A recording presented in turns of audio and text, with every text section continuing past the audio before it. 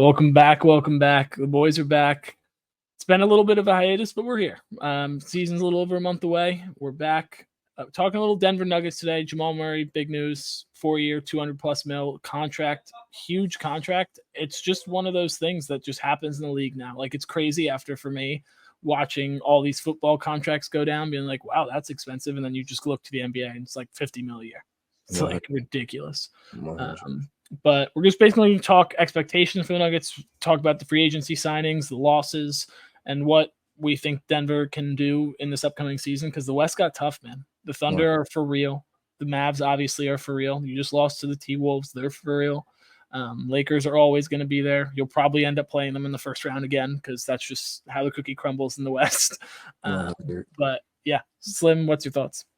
I think that you can have a repeat of the past two seasons that you had. I think that coming off the chip and having as great of a season, competing with Oklahoma City for the number 1 spot, number 2 spot in the Western Conference, all the way to the end, to the second round, you lose to Minnesota Game 7.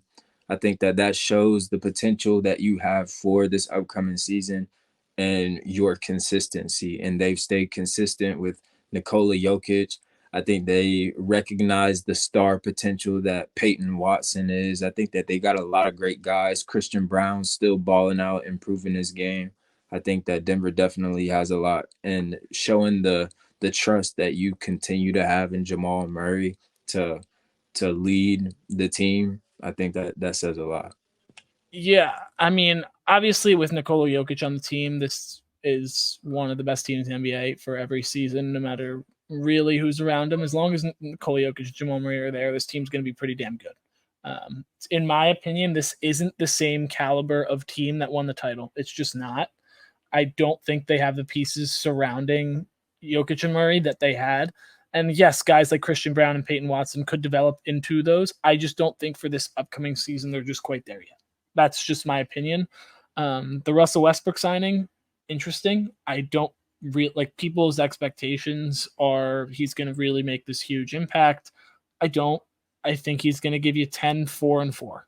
And if that's what you need, that's fine. I think we're going to see him play a similar role to what Bruce Brown played in that championship run, where it's just hustle, effort, and getting guys involved with the bench offense. Like, I think that's really the main thing. The only other problem with that is he can't space the floor. And Bruce, while he's not the greatest three-point shooter, can shoot better than Russell Westbrook. And the minutes with him and Jokic on the floor together, I'm a little concerned about in the grand scheme of things, just because you're able to help off. And while, yes, Jokic is so smart, he'll be able to manipulate it however he wants. It's just going to require more effort and more struggle than you would like if you're the Nuggets. But I do think the Jamal Murray contract is needed. It was worth it. I'm not saying overpay, anything like that. But one thing that I do want to touch on is the KCP loss. I think that is huge. Him going to Orlando, I think, is one of those things that I don't think flew under the radar for real hardcore basketball fans, but that's a guy that's did a lot of the dirty work for you and guarded whoever you needed the best player to guard, and now you don't really have that guy. Like, are you going to put Michael Porter Jr. on him? Are you going to put Peyton Watson on him? I don't love that as much as KCP. I don't.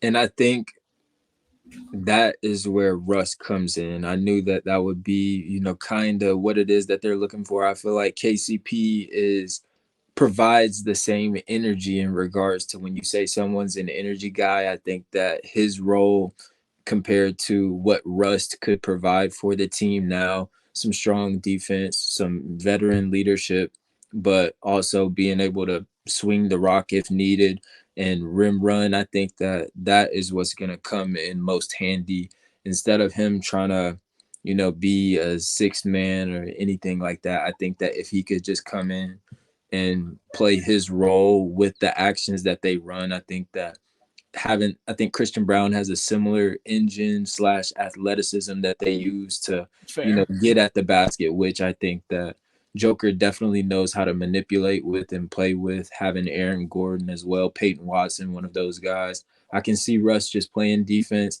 and running to the rim and getting at Joker. He's going to find him.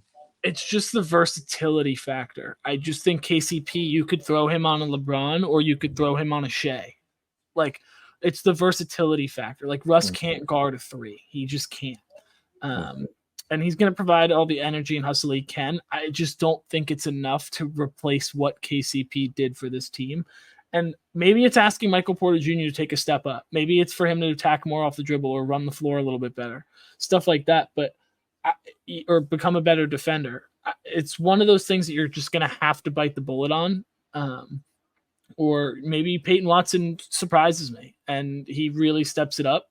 I'll be shocked. I don't know if he's there just yet. I think he needs another year of really just learning the NBA as a whole and how to play and manipulate stuff. And I think KCP being there for that season is going to help him, and Aaron Gordon is going to help him.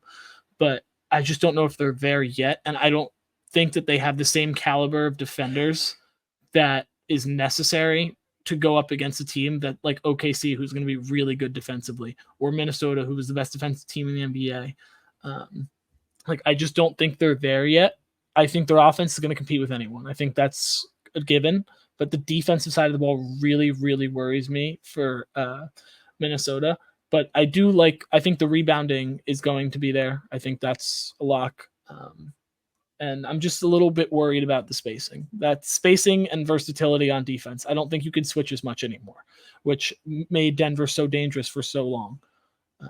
But I think Jamal Murray, I think for one, Peyton Watson could potentially be an all-star this season. I think I think that he has the capability to. How about team all-star? He's an all-star. He's a team MVP. He's essential to the team. He's tripping. I think Peyton Watson all-star is crazy. I think he could be an all-star. No, I promise you no.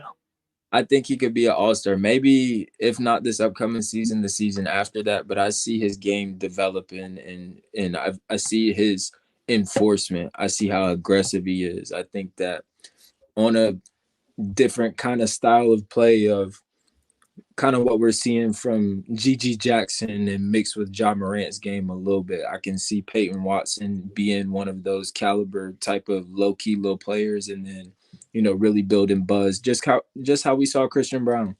But in regards to Jamal Murray, I think that he is the most underrated guard in the league. I think that that's safe to say. I think that he can, provide an efficiency that, only certain other guards are above him, like Shea and Book. I think that everyone else may be under him. So I think that they get something worked out.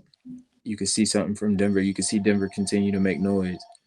Yeah, no, I mean, they'll be there. I have no doubt about that. They'll no doubt be a top 4 team in the West. I just don't think, like, going into last year, to me, there was no team that could beat Denver. Like, Minnesota shocked the shit out of me. There was no team in the West that I really thought could beat Denver. Same way right now that I feel about the Celtics in the East, maybe the Thunder, but like I just don't feel like anyone in the Eastern Conference can beat the Celtics. And maybe I'll be shocked and surprised like I was last year, but this team just doesn't have enough pieces for me to put them as the clear-cut number 1 like they've been in years past.